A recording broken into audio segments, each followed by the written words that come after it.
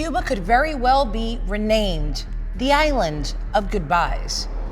In addition to poverty, you add political oppression and no chance of developing or expressing independent initiatives.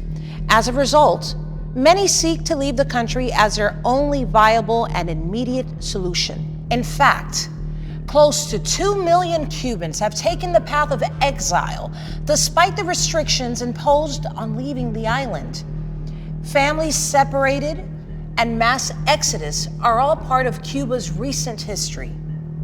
Almost all of them orchestrated by authorities to alleviate internal tensions, but also to blackmail the international community, namely the United States. It happened in 1980 during the Mariel boat lift when 125,000 Cubans managed to leave the country on boats sent by their relatives from Florida. The regime permitted the exodus on the condition of also filling the ships with common criminals released from prisons and patients from nearby psychiatric hospitals. It happened again in 1994 with the Rafter crisis. Castro withdrew his Coast Guards as a reaction to the massive anti-establishment protests that were taking place in Havana.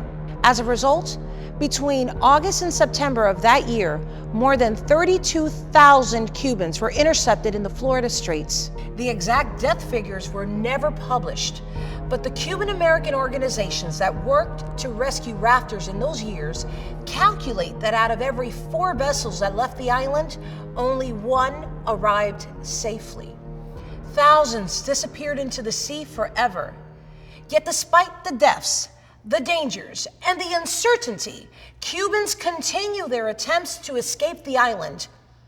They may not have held free elections in Cuba for decades, but this persistent stampede of Cubans greatly represents the people's vote against a communist system and is an eloquent symbol of revolutionary failure.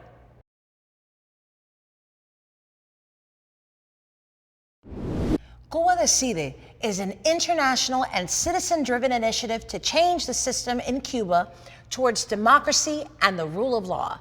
It seeks to subject the regime to the sovereign will of the people at the polls and make a way for change. Now that you are aware of the reality and the proposed solution, you can be part of the change to support the Cuban people's right to decide. The change is in your hands. Join us.